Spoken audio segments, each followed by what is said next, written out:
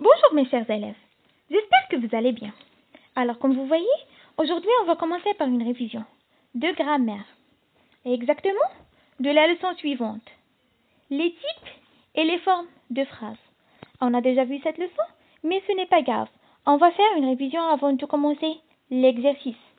Alors faites attention ici, vous ne devez pas confondre entre les types et les formes, parce que c'est totalement différent. On a dit qu'il y a 4 types de phrases et 2 formes. Alors c'est pour cela que j'ai essayé de vous faire des schémas comme ça pour que vous puissiez mieux comprendre. La première des choses que vous devez savoir, c'est quoi une phrase. Alors c'est un ensemble de mots. Elle a un sens. Elle commence par une majuscule et elle se termine par un point. Regardons par exemple les exemples que je vous ai déjà écrits ici. La maîtresse explique la leçon. Alors c'est une phrase qui commence par une majuscule, se termine par un point et elle a un sens. Et chaque phrase, bien sûr, a un type et une forme. Alors passons maintenant au type. On a la phrase déclarative. C'est quoi une phrase déclarative? Qui nous apporte des informations ou bien qui nous déclare quelque chose. Voyons dans l'exemple qu'on a. Je pars en vacances. Alors ici, c'est une information. Dans ce cas-là, on va dire que c'est une phrase déclarative. Le deuxième exemple, alors ici, dès que vous lisez l'exemple, vous allez constater que c'est une question. Comment vas-tu?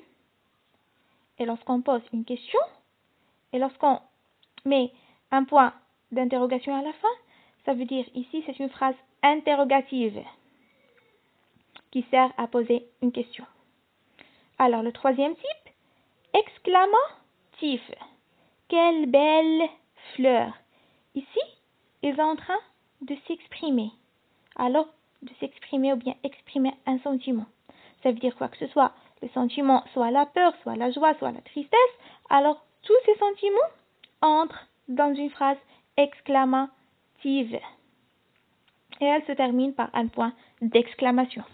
Le dernier type qu'on a, c'est la phrase impérative qui sert à donner soit un ordre, soit un conseil, soit une interdiction.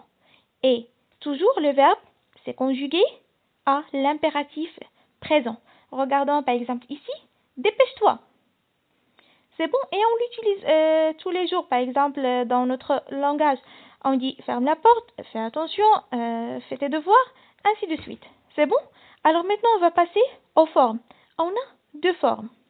La forme affirmative qui affirme la réponse.